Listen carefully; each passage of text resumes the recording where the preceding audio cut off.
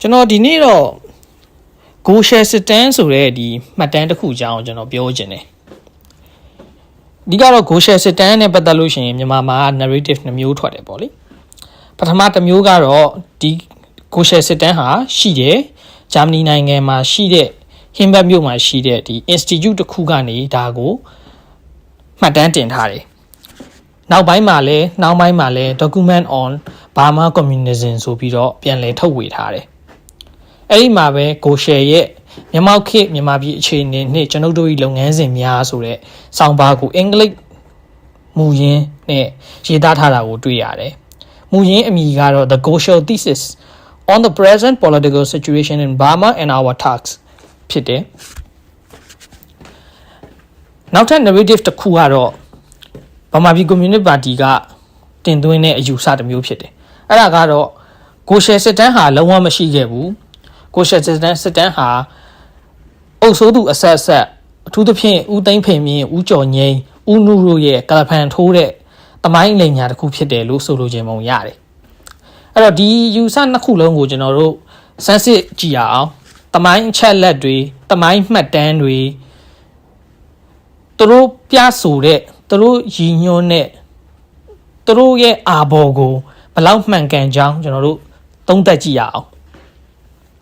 အဲ့လိုသုံးသပ်ဖို့ဆိုရင်ကျွန်တော်တို့ကသူတို့အာဘော်တွေကိုပြန်ပြီးတော့လေ့လာရမှာပေါ့အခုကျွန်တော်ကအတန်ဖိုင်လောက်တာဖြစ်တဲ့အတွက်ကြောင့်စာတွေကိုတော့ကျွန်တော်တတိတတန်ကြီးဖတ်ပြနေဖို့အဆင်မပြေဘူးစာတွေကိုဖတ်ပြနေဖို့အဆင်မပြေတဲ့အတွက်ကျွန်တော်ကကိုးကားတွေကိုတော့အတိအကျကြလေးကျွန်တော်မပြောပြမယ်အဲ့ဒါလေးတွေကိုတော့မှတ်ထားဖို့အကြံပြုချင်တယ်ဗမာပြည်ကွန်မြူနစ်ပါတီကထုတ်တဲ့1992ခုနှစ်နိုဝင်ဘာလထုတ်ပြည်သူ့အာဏာဂျာနယ်အမှတ်31မှာရဲဘော်ဖိုးတန်ချောင်းကစောင်းပါတစ်ခုရေးတယ်စောင်းပါနာမည်က Go Share စစ်တမ်းဆိုသည်နဲ့ပတ်သက်ပြီးပြန်လည်ရှင်းလင်းတင်ပြချက်ဆိုတဲ့နာမည်နဲ့ဒီစောင်းပါအောက်မှာတော့ဥက္ကဋ္ဌသခင်ဗာသိန်းတင်ကအချက်လက်များနဲ့အမြင်တချို့ကိုကူညီထောက်ပံ့ပေးထားတယ်လို့ဆိုတယ်အဲ့ဒီဆောင်းပါးထဲမှာဘယ်လိုပြောထားလဲဆိုတော့ကျွန်တော်အစာဆုံးတော့မပြောတော့ဘူးပေါ့နော်ရှည်ကြီးဖြစ်မယ်ဒါပေမဲ့လိုတလောက်လေးပဲကျွန်တော်ပြောမယ်ပေါ့ဆိုတော့ဒီထဲမှာဗိုလ်ဖိုးတန်ချောင်းကဗာရေးထားလဲဆိုတော့ဒီ Go Share စစ်တမ်းပါဆောင်းပါးကတဲ့ဒီပါတီကိုအတိမပေးဘဲနဲ့ပါတီလမ်းစဉ်ကိုစန့်ကျင်ပြီးရေးထားတာဖြစ်တယ်တဲ့အဲ့ဒီအတွက်ကြောင့်ပါတီကသူ့ကိုဝေဖန်တယ်ပေါ့ဝေဖန်ပြီးတော့သူ့ကိုစစ်ဆေးရေးယူဖို့လုပ်တဲ့အခါရဲဘော်ဗတင်ကGo Share ပေါ့လေ Go Share ကသူရေးသားတာမဟုတ်ဘူးအိန္ဒိယကွန်မြူနစ်ပါတီကခေါင်းဆောင်တယောက်ကသူ့နာမည်ကိုယူရေးတာပါလို့ပြန်လည်ရှင်းပြတာနဲ့ဒီကိစ္စဟာဒီမှာနေရက်တန့်သွားခဲ့တယ်လို့ဆိုတယ်တဲ့ Okay အဲ့ဆိုကျွန်တော်တို့ဒီအပိုင်းလေးကိုကျွန်တော်တို့ကြည့်ပြီးပြောရမယ်ဆိုလို့ရှိရင် Go Share စာတမ်းဟာရှိခဲ့တယ်ဒါပေမဲ့ဗတင်ရေးတာမဟုတ်ဘူးဘယ်သူရေးရလဲဆိုတော့အိန္ဒိယကွန်မြူနစ်ပါတီကခေါင်းဆောင်တယောက်ရေးတာဆိုတဲ့အမြင်ပေါ့လေကျွန်တော်တို့ဘယ်လိုပြောရမလဲ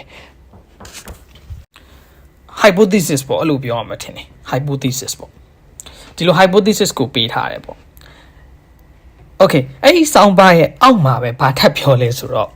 Go Share စာတမ်းကတဲ့တကယ်ရှိခဲ့ရင်1948ခုနှစ်မတ်လမှာတောက်လျှောက်လုပ်နေတဲ့ဗဟိုကော်မတီအစည်းအဝေးမှာသူကဘာဖြစ်လို့တပိတ်ဆုံတပုံထားအယူဆကိုတင်နေမလဲတဲ့ဒီအယူဆက Go Share စစ်တမ်းဆိုတာတွေကစိတ်ဓာတ်နဲ့တခြားစီပဲတဲ့ရန်ကုန်က okay အဲ့လောက်ကိုပဲကျွန်တော်တို့တစ်ချက်ဖြတ်လိုက်မယ်ဆိုရင်တော့ဘာပြောလဲဆိုတော့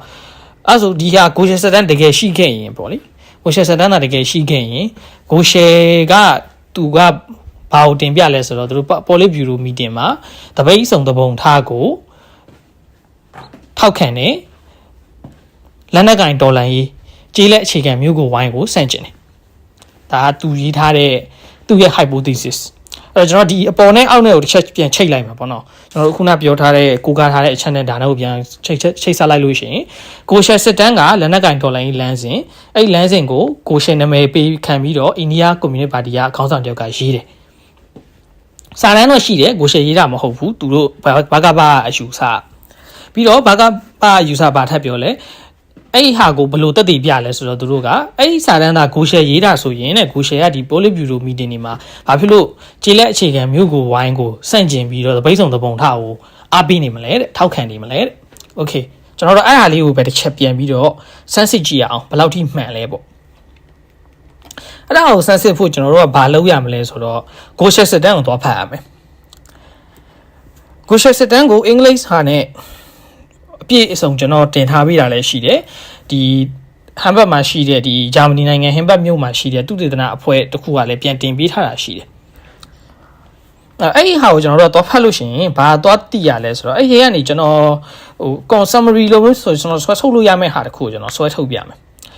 အဲ့ဒီတဲကစာမျက်နှာ120မှာကိုရှယ်ကဘာပြောထားလဲဆိုတော့တကယ်တော့120ဆိုတာကဒီ document on Burma communism ဆိုတဲ့ document တစ်ခုလုံးရဲ့စာမျက်နှာ120ပေါ့တကယ်တမ်းကိုရှယ်မှတ်စစ်တမ်းကတော့ဒါအရွက်20လောက်ပဲရှိတဲ့ဆောင်းပါပါပဲအဲ့တော့ဒီစာရွက်အရဆိုရင်တော့သူကစာမျက်နှာ120ကိုကျွန်တော်တို့သွားလိမ့်မယ်သွားပြီးလို့ကြည့်လို့ရှိရင်အဲ့မှာဘာရေးထားလဲဆိုတော့သူကဒီသူ့ရဲ့ analysis ကိုသူရေးထားရပေါ့နော်သူကဘာရေးထားလဲဆိုတော့ဒီကတော့မြန်မာနိုင်ငံရဲ့အခြေအနေကတဲ့ဒီအဲ့ကာလမှာဦးနုကဒါဖောက်ပြန်ရေးသမားဖြစ်နေပြီတဲ့ပြီးလို့ရှိရင်ဦးနုရဲ့အစိုးရဖာစာပလအစိုးရဟာ imperialist တွေရဲ့ puppet government ဖြစ်တယ်တဲ့ဟိုရွှေရင်စီ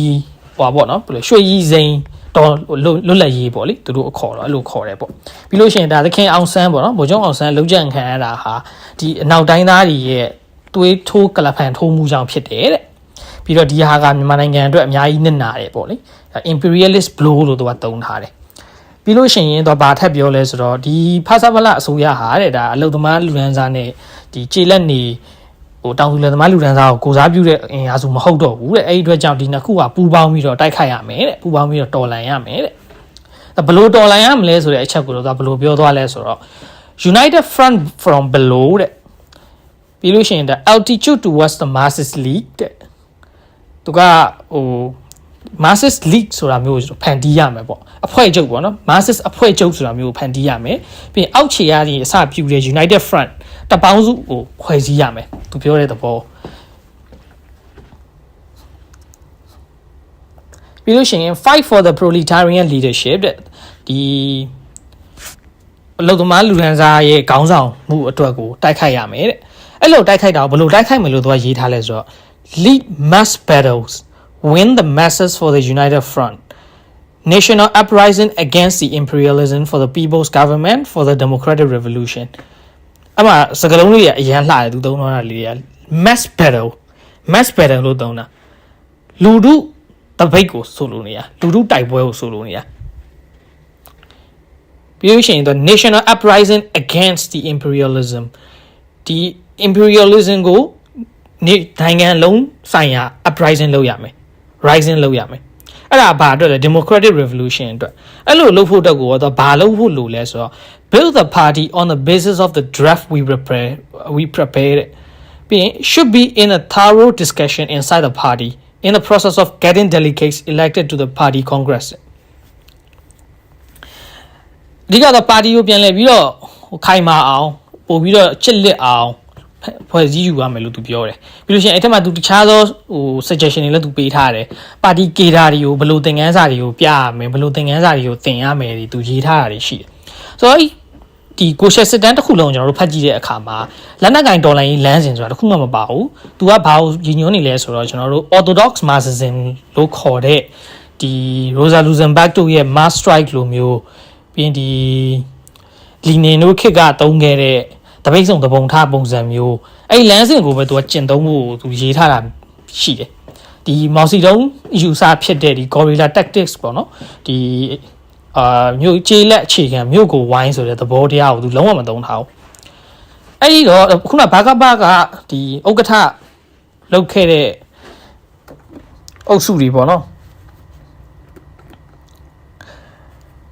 ဘာသိန်းတင်တို့ပြီးလို့ရှိရင်အခုဒီပြောရေးဆိုခွင့်ရှိသူဖြစ်တဲ့ဖိုးတန်ချောင်းတို့ပြောနေတဲ့ဂိုရှယ်စစ်တန်းဟာမြို့ကျေးလက်အခြေခံမြို့ကိုဝိုင်းလမ်းစဉ်ကိုဖော်ပြတဲ့လက်နက်ကင်တော်လိုင်းလမ်းစဉ်ဖြစ်တယ်ဆိုတဲ့စကားလုံးဟာဘယ်လောက်ထိမှားနေပြီလဲဆိုတာကိုသိဖို့လိုပြီသူတို့ရဲ့ဟို reason တခုမှားပြီပေါ့အဲ့ဒီ reason မှားတဲ့အတွက်ကြောင့်သူတို့ဘာကိုပြန်ကင်ရပြီလဲဆိုတော့သူတို့ကိုယ်တိုင်ချမှတ်သူတို့ကိုယ်တိုင်ကျွန်တော်တို့ကိုတင်ပြထားတဲ့တမိုင်းကိုကျွန်တော်တို့ပြန်ကိုးကားရင်ဂိုရှယ်ကဒါတဲ့ဒီလက်နက်ကင်လမ်းစဉ်ကိုယူလာရိုးမှန်လို့ရှိရင်တဲ့ပေါ်လစ်ဗျူရိုမီတင်တွေမှာတပိတ်ဆောင်တပုံထားကိုထောက်ခံပြီးတော့ကျေလက်ချိန်ကမျိုးကိုဝိုင်းကိုဘာလို့စန့်ကျင်မလဲတဲ့ အခုကျွန်တော်တို့ကကိုရှယ်စစ်တမ်းကိုတော့ဖတ်ကြည့်တယ်တော့ဖတ်ကြည့်တဲ့အခါမှာသူကကျေးလက်အခြေခံမျိုးကိုဝိုင်းကိုတခေါမှမပြောဘဲနဲ့တပိတ်ဆောင်တပုံထကိုပဲပြောထားတာအဲ့တော့ဒီနေရာမှာဘာကပါတင်သွင်းနေတဲ့တမိုင်းမှတ်တမ်းနဲ့ကိုရှယ်စစ်တမ်းပါ analysis တို့ကတော့တူနေတယ်ဘာနေရာမှာတူလဲဆိုတော့နှစ်ခုလုံးကတပိတ်ဆောင်တပုံထကိုပဲရည်ညွှန်းနေတာအဲ့ဒီအတွက်ကြောင့်ဘာကပါပြောနေတဲ့ဒါကိုရှယ်စစ်တမ်းဟ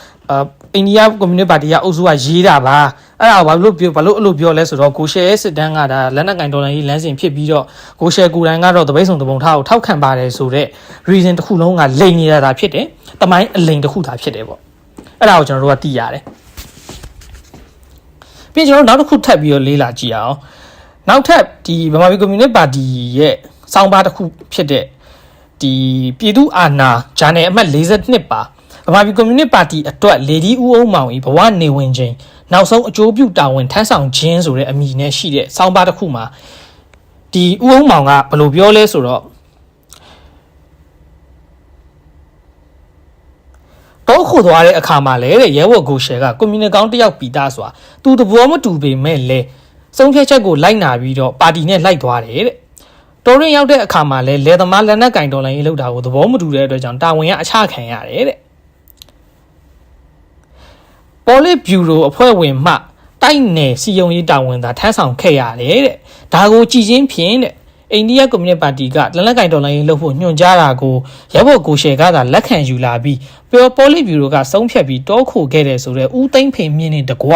အုပ်စိုးသူအဆက်ဆက်တို့ကဆွဆွဲတိုက်ခိုက်ခဲ့တဲ့အချက်ဟာတဲ့လုံးဝမမှန်ကန်ပါဘူးတဲ့โอเคအဲ့တမိုင်းကိုလေကျွန်တော်တို့တစ်ချက်ပြန်စစ်ဆေးရမယ်တော့ဗာပြောထားလဲဆိုတော့တိမ့်ဖင်မြင်းနိုးနေတကွာအုပ်စိုးသူအဆက်ဆက်ကဘယ်လိုပြောလဲဆိုတော့အိန္ဒိယကွန်မြူနစ်ပါတီကပြောတဲ့လက်နက်ကင်ဒေါ်လာကြီးလမ်းစဉ်ညွှန်ကြားတဲ့စာကိုကိုရှယ်ရယူလာပြီးတော့ပေါ်လစ်ဗျူရိုကဆုံးဖြတ်ပြီးတောခိုတယ်လို့ဦးသိမ့်ဖင်မြင်းတို့ကပြောတယ်လို့သူကပြောတယ်အဲ့တော့ဦးသိမ့်ဖင်မြင်းရဲ့စာအုပ်ကြော်ငိမ့်ထုတ်ပတိစာအုပ်ကိုကျွန်တော်တို့ပြန်သွားကြည့်ရမယ်အဲ့ဒီစာအုပ်ကို YouTube မှာလည်းတချို့ audio book အနေနဲ့တင်ထားတာရှိတယ်အဲ့ဒီစာအုပ်ထဲမှာသိမ့်ဖင်မြင်းကဘာပြောထားလဲဆိုတော့ဒီကိုရှယ်စစ်တမ်းဆိုတဲ့စာအုပ်ကိုတဲ့ကြော်ငိမ့်ကဦးနုကိုပြတယ်ပေါ့နော်ကြော်ငိမ့်နဲ့သူတို့နဲ့ကြော်ငိမ့်တို့နဲ့ဆွေးနွေးတယ်ပေါ့ဆွေးနွေးတဲ့အခါမှာတပိတ်မှောက်ဖို့တပုံထဖို့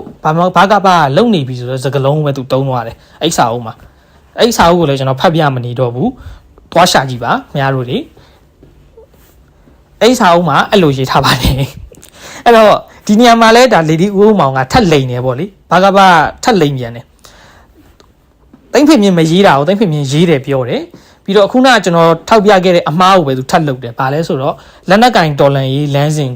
ကိုရှယ်စစ်တမ်းကဖော်ပြတယ်အဲ့ဒါကိုအိန္ဒိယကွန်မြူနစ်ပါတီကလမ်းညွှန်နေဆိုတော့အလိန်ကိုပဲသူကထပ်ပြောတယ်အဲ့တော့အိန္ဒိယကွန်မြူနစ်ပါတီကအဲ့ဒီဟာကိုတင်ပြလားမတင်ပြလားတပိုင်းထားတေချာတော့ဘလို့ပဲတင်ပြကိုရှယ်ရေးတီဖြစ်စေအိန္ဒိယကွန်မြူနစ်ပါတီကရေးတီဖြစ်စေဒီကိုရှယ်စစ်တမ်းဟာလက်နက်ကင်တော်လန်ရေးကိုပြောနေတဲ့စစ်တမ်းတော့လုံးဝမဟုတ်ဘူးအဲ့တော့သိချတယ်ပြီးတော့ကိုရှယ်ကိုတိုင်ကလည်းဘာကပါကပြောနေတဲ့တမိုင်းအရာကိုလက်နက်ကင်ဒေါ်လာရင်းကိုစန့်ကျင်ပြီးတော့တပိတ်ဆောင်တပုံထကိုသာထောက်ခံတယ်အဲ့တော့ကိုရှယ်စစ်တမ်းကလည်းတပိတ်ဆောင်တပုံထကိုထောက်ခံတယ်ကိုရှယ်ကိုတိုင်ကလည်းတပိတ်ဆောင်တပုံထကိုထောက်ခံတယ်လက်နက်ကင်ဒေါ်လာရင်းကိုစန့်ကျင်တယ်အဲ့တမိုင်းတွေကသွားတူပြန်ပဲအဲ့တော့ဒီအခုလက်ရှိအထိကျွန်တော်တို့လေ့လာထားသမျှမှာပေါ်ပြနေတာကတော့ဘာကပါဟာကိုရှယ်စစ်တမ်းနဲ့ပတ်သက်လို့တမိုင်းကိုအကြိမ်ကြိမ်ခါလိမ့်နေတယ်တမိုင်းအတုတွေကိုအကြိမ်ကြိမ်ခါဖန်တီးနေတယ် narrative အတုတွေကိုဖန်တီးနေတယ်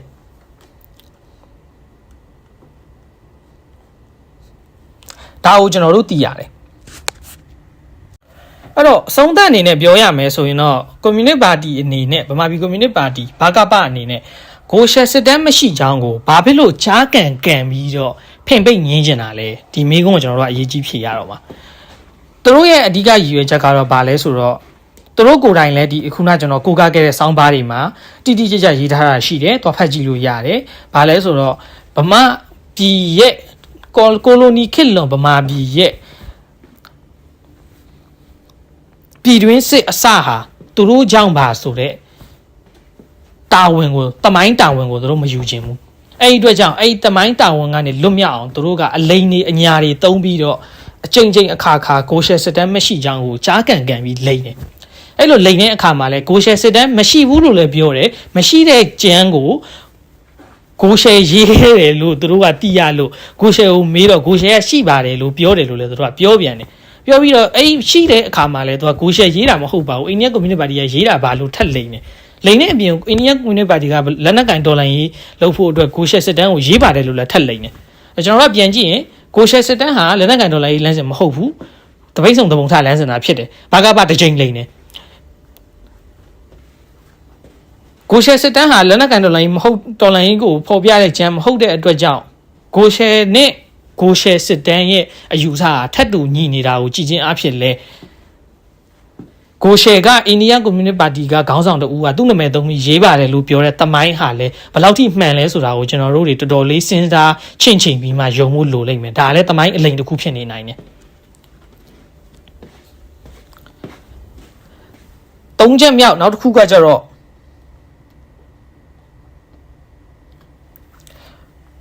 တိမ့်ဖိမြင့်မရေးတာကိုတိမ့်ဖိမြင့်ရေးတယ်လို့လိမ့်နေဘာကပလိမ့်တာ2ကြိမ်နဲ့3ကြိမ်ကြာရှိသွားပြီကိုရှယ်စစ်တမ်းနဲ့ပတ်သက်လို့ negative အတုတွေဖန်တီးပြီးလိမ့်နေတယ်ပေါ့ဒီညမှာကျွန်တော်တို့တခုရေးကြည့်တာသိရတာကဒါဟာလိမ့်တာလားသဘောရိုးမှားတာလားကိုလည်းကျွန်တော်တို့သိဖို့လိုလိမ့်မယ်ကျွန်တော်အထင်တော့ကျွန်တော်တူးတဲ့အမြင်အားဖြင့်ဗမာပြည်ကွန်မြူနတီပါတီလိုပါတီတစ်ခုမှာဥက္ကဋ္ဌတက်လုပ်နေတဲ့လူတစ်ယောက်spokesperson ပြောရေးဆိုခွင့်ရှိသူတက်လုပ်နေတဲ့လူတစ်ယောက်ဒီဘာသိန်းတင်တို့ဖိုးတန်ချောင်းတို့လိုလူတွေကလက်လက်ကင်ဒေါ်လာရေးသွားတယ်ဒီမော်စီတုံးရဲ့ခြေလက်အခြေခံမြို့ကိုဝိုင်းလန်းစဉ်နဲ့တပိတ်ဆုံတပုံထလန်းစဉ်ကိုတောင်မခွဲနိုင်လောက်အောင်အသိပညာနှိမ့်နေသလားဆိုတဲ့ဟာကလည်းကျွန်တော်မေးခွန်းထုတ်ချင်တယ်သဘောရိုးမှားတာဆိုရင်သူတို့ရဲ့ဗဟုတုတမတ်စွာရာပေါ်နားလည်မှုဟာအောက်ခြေအဆင့်တောင်မရှိတဲ့တငယ်နှစ်စားအဆင့်ပဲရှိလိမ့်မယ်အဲ့လိုမဟုတ်ဘူးဆိုရင်တမင်လိန်တာဖြစ်ပြီအဲ့တော့သူတို့ဟာတမင်လိန်နေတာလားစာမတက်ပေမတက်ဘိုးဒုဒနဲပါတယ်စောက်ဘိန်းနေလားဆိုတာနှစ်ခုတည်းတစ်ခုပဲလူလိန်မဟုတ်ရင်စောက်ဘိန်းပေါ့နော်ပြောရမယ်ဆို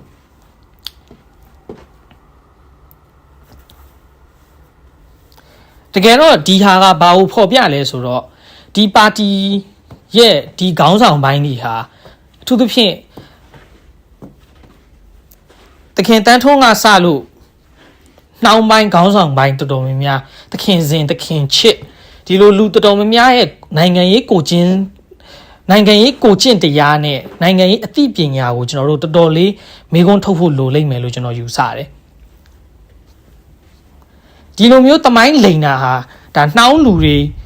သူတို့ကိုစားပြုပါတယ်လို့ပြောနေတဲ့တောင်သူလယ်သမားလူဒန်းစားအလုပ်သမားလူဒန်းစားကစလို့ចောင်းသားလူဒန်းစားကိုပါစော်ကားတာဖြစ်တယ်ဒီလူတွေဟာသူတို့လောက်မတ်စွာရာကိုနားမလည်ပါဘူးဒီအင်္ဂလိပ်စာကိုမဖတ်နိုင်ပါဘူးဆိုတဲ့အမြင်မျိုးနဲ့သူတို့ကျွန်တော်တို့ကိုမြင်လို့လိန်တာဖြစ်တယ်ပြပွက်လေးလင်းပြောရင်ကျွန်တော်တို့ကိုအထင်သေးတာဖြစ်တယ်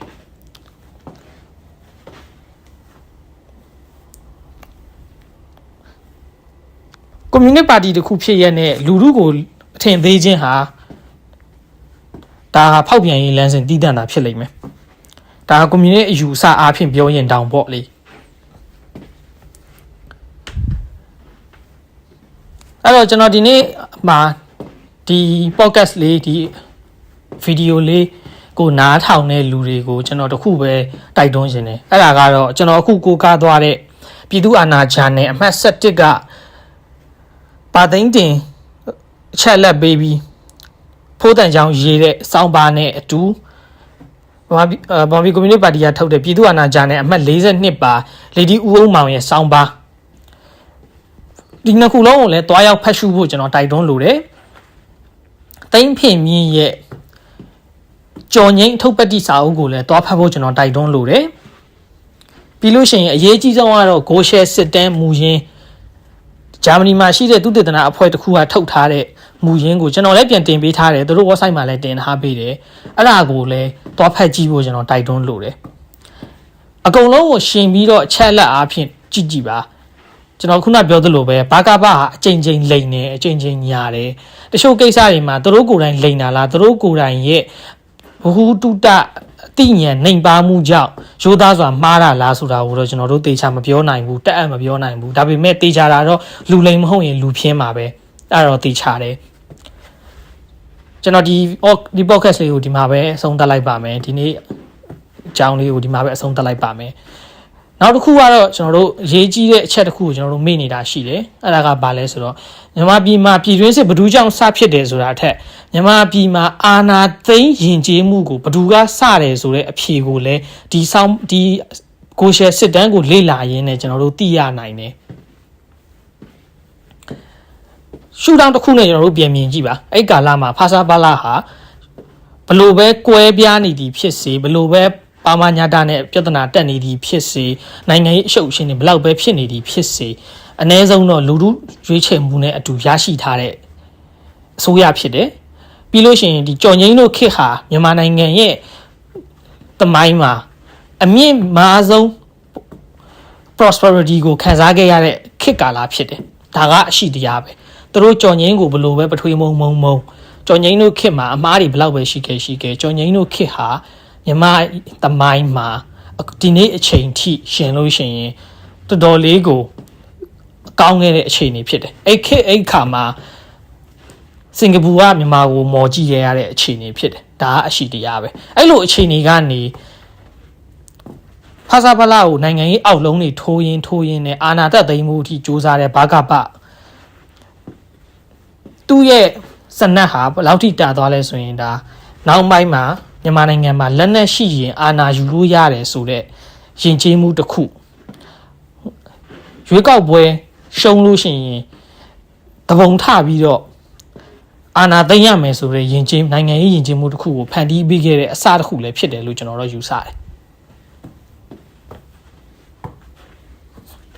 ဒီနေရာမှာတော့ကျွန်တော်တို့ဟာကိုရှယ်စစ်တမ်းဟာတပိတ်စုံတပုံထကိုသာညီညွန်းတာဖြစ်တဲ့အတွက်ဒါဟာ uprising အဆင့်ပဲရှိတဲ့အတွက်ကျွန်တော်ကတော့အဆိုးမမြင်ဘူးလို့ပြောချင်တယ်ဒါပေမဲ့ AKA ကာလမှာတန်ထုံးတို့အုပ်စုဟာလက်နက်ကင်တော်လှန်ရေးကိုတာသွားဖို့စူးစမ်းတယ်ဒါကလည်းဘာကဘကိုယ်တိုင်ကပြောတဲ့သမိုင်းရပဲကျွန်တော်တို့သိရတယ်ကိုရှယ်ကတပိတ်စုံတပုံထကိုထောက်ခံတယ်လက်နက်ကင်ဒေါ်လာရေးကိုစန့်ကျင်တယ်ကျန်တဲ့ပိုလိုဘျူရိုအုပ်စုတွေနဲ့ဥက္ကဋ္ဌဆလို့ဒီလူတွေကလက်နက်ကင်ဒေါ်လာရေးကိုထောက်ခံခဲ့တယ်လို့ပြောတယ်ဒီတမိုင်းအရာကိုကဒါသူတို့ကလက်နက်ကင်ဒေါ်လာရေးလက်နက်ကင်အာဏာသိမ်းရေးကိုစတင်အသက်သွင်းခဲ့တဲ့ပရိုတိုမာအားလာတယ်လို့ပြောရမှာပေါ့လေဒီလောက်ပါပဲ